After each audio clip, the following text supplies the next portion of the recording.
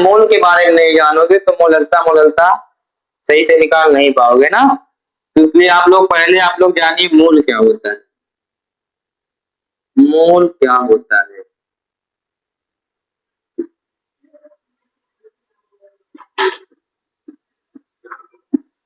मोल मतलब MOLE मोल।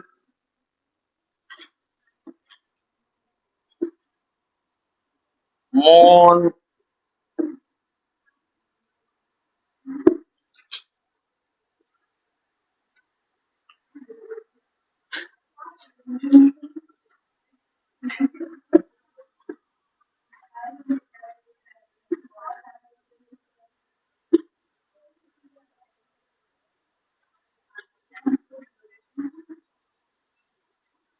कुछ छोटो बड़ा ना हो। चलो ठीक, देखा मोल का होता है ना। मोल एक प्रकार का क्या मात्रा है, क्या है? मात्रा। मोल क्या है? हाँ तो ध्यान दे। मोल एक प्रकार का क्या है? मात्रा है। मोल एक प्रकार का मात्रा जिससे किसी पदार्थ का द्रव्यमान, किसी पदार्थ का क्या द्रव्यमान, आयतन, आयतन तथा कणों की संख्या ज्ञात किया जा सकता है। कणों की संख्या क्या पता चलता है ना। तो जब मोल को डिफाइन करते हैं तो कहते हैं कार्बन 12 के, क्या कहते हैं? कार्बन 12 के 1/12वें भाग में, 1/12वें भाग में उपस्थित उपस्थित क्या कणों की संख्या क्या कहलाती है? मोल कहलाती है। 1/12 के 12वें भाग का मतलब क्या है? कार्बन 12 का द्रव्यमान कितना होता है? 12 होता है ना। कार्बन 12 का द्रव्यमान कितना होता है? 12 होता है। 1/12वें भाग में तो गुणा 1/12 कर दोगे। 12 से 12 कटे कितना आ जाएगा? 1 आ जाएगा। तो कहने का मतलब है कि एक भाग में, लेकिन वो इसलिए नहीं कह रहा है। अरे तू खा यार, कार्बन 12 के 1/12वें भाग में तो उसका आंसर कितना आ जाएगा? 1 आ जाएगा ना। तो कार्बन 12 के 1/12वें भाग में उपस्थित कणों की संख्या क्या कहलाता है? मोल कहलाता है। आप कह सकते हो मोल बराबर, मोल बराबर द्रव्यमान बटा भार बटा अणु भार भी कह सकते हो ना। भार बटा अणु भार, भार बटा अणु भार, भार बटा अणु भार बराबर V/22.4 बराबर N बटा इनने क्या है? आवागाद्रो संख्या है। आवागाद्रो संख्या, आवागाद्रो संख्या एक प्रकार का संख्या है और क्या है? N इसका मान होता है। आवागाद्रो संख्या को N से नोट करते हैं। इसका मान होता है 6.023 × 1023। आवागाद्रो संख्या क्या होता है? 6.023 × 1023। समझ में आया? मोल बराबर क्या होता है? भार बटा अणु भार V/22.4 और क्या N/N जो 22.4 आता है ना, 22.4 ये मोलर आयतन है। क्या है? मोलर आयतन मतलब एक मोल का आयतन। क्या है? एक मोल का आयतन है। मोलर आयतन किसे कहते हैं? एक मोल का आयतन किसी एक मोल में, किसी एक मोल गैस में। क्या है?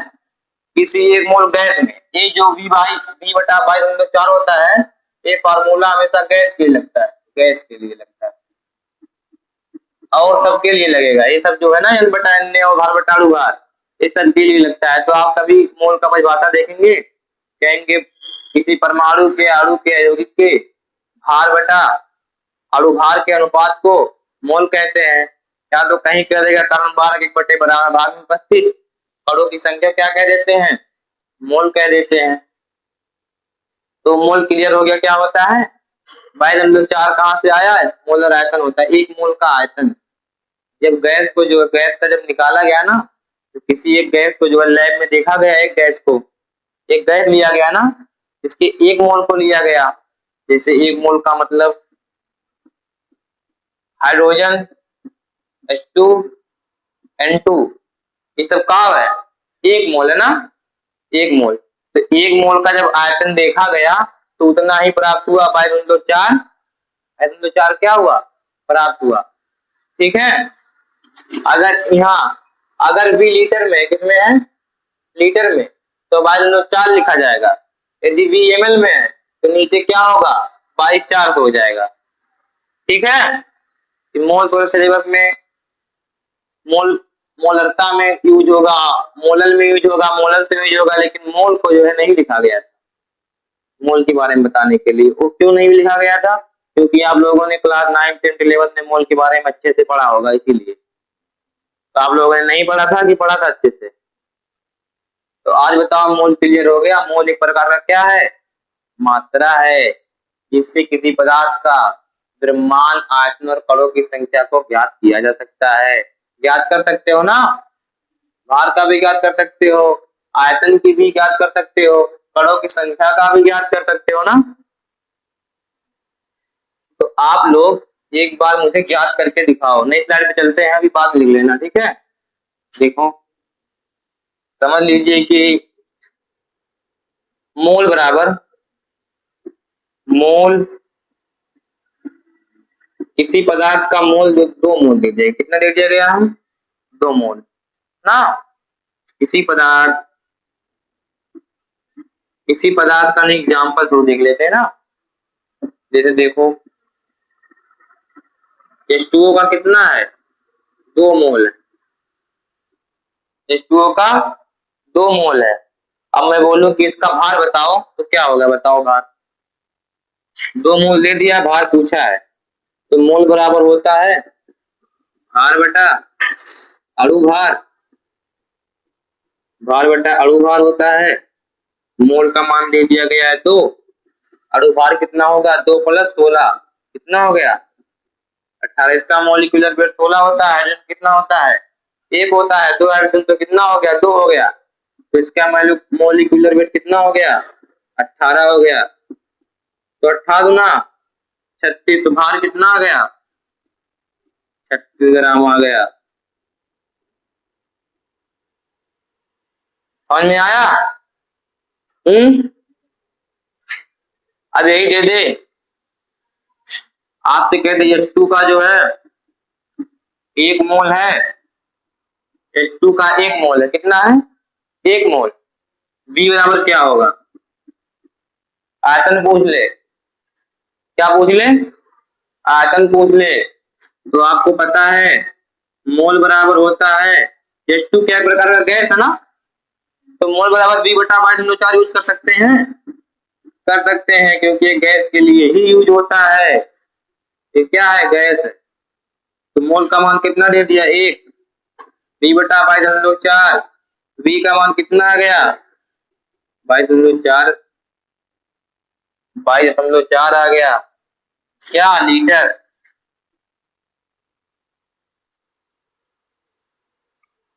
लीटर की ml, ठीक है। 22/4 क्या आ गया लीटर आ गया। ध्यान देखा, समझ में आई कि ना। चला आगे बढ़ते, अब आते हैं ना, नोट करना क्या, अभी नोट करना बाद में, अभी चलने दो क्लास को। अब आगे आते हैं ना, मोलरता बराबर क्या होता है, देखना ध्यान से। मोलरता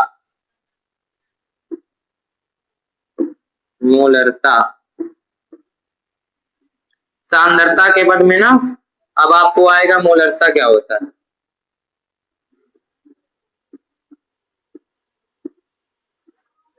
मोलरता को नोट करते हैं कैपिटल M से। इधर देखा ध्यान से, बात ना है। मोलरता को कैपिटल M से नोट करते हैं ना, कैपिटल M से डिनोट करते हैं मोलरता को। अगर हम इन लोग से 40 का कहीं चुप रहा ना, तब वो ना चुप रहे ना। क्या बताऊं मैं इन सबको, नहीं क्या बताऊं मैं इन सबको, मुझे पागल समझ लेते हैं। कहीं देखो, मोलरता देख रहा हूँ, कहीं कैपिटल एम दिख जाए समझ जाना कि मोलरता है ना, स्मॉल एम दिख जाए तो मोलरता है। तो भी मोलरता के बारे में जानो क्या होता है। मोलरता बराबर होता है, तबाही मचा दी। मोलरता बराबर होता है एन ए बटा वी एल, वो भी किसमें, लीटर में।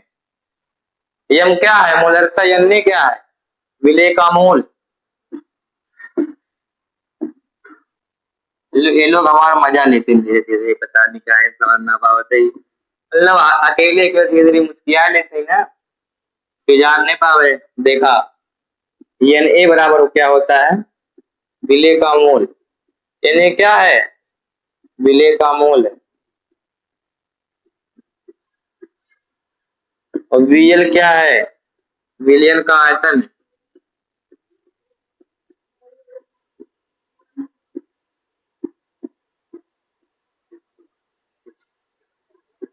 क्या है, विलयन का आयतन।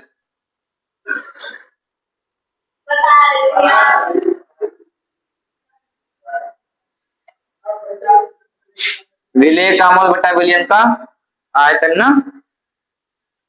यदि यही जो वीएल नीचे लिखा गया लीटर में ना, यदि एमएल में हो जाए, किसमें हो जाए, एमएल में, तो एन ए बटा वी एमएल में दे रहेगा तो ऊपर 1000 से गुणा हो जाएगा। क्या हुआ, तो जब मोलरता को डिफाइन करते हैं ना, तो वीएल को क्या कह देते हैं, वीएल का जो आयतन उसे 1 लीटर मान लेते हैं। कितना मान लेते हैं, 1 लीटर। जब यहाँ पर 1 लीटर रख देंगे तो मोलरता जो है ये 1 के बराबर हो जाएगा ना। तो इसे डिफाइन करते हैं कि 1 लीटर विलयन में उपस्थित, 1 लीटर विलयन में उपस्थित विलेय के मोलों की संख्या को क्या कहते हैं, मोलरता कहते हैं। मोलरता का आप लोग डिफिनेशन लिखोगे, यहां तक नोट करो आप लोग। अच्छा भाई पिछले नोट करें एक बार ना, अच्छा रुका रहा था। मोलरता हो गया ना। अब आए मोलरता पर, इसका डिफिनेशन लिख दूं मैं, लिख दूं, देखिए 1 लीटर 1 लीटर 1 लीटर विलयन 1 लीटर विलयन में उपस्थित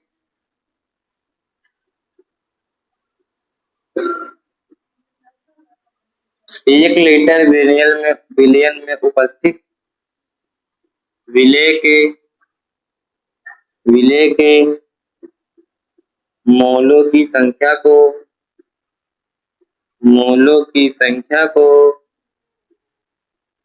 विलेय के मोलों की संख्या को मोलरता कहते हैं। मोलरता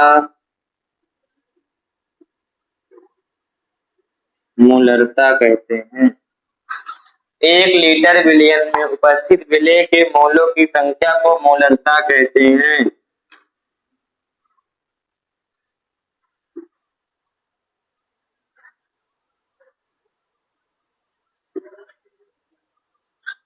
एक लीटर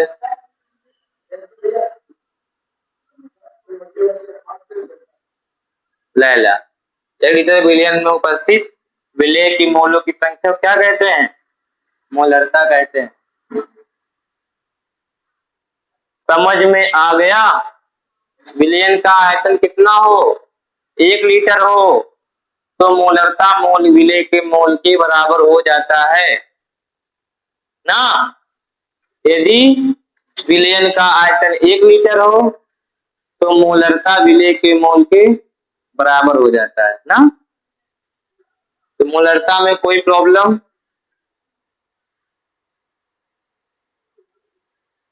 मोलरता में कोई प्रॉब्लम है समझने में। यदि मैं कह दूं आपसे, अब देखो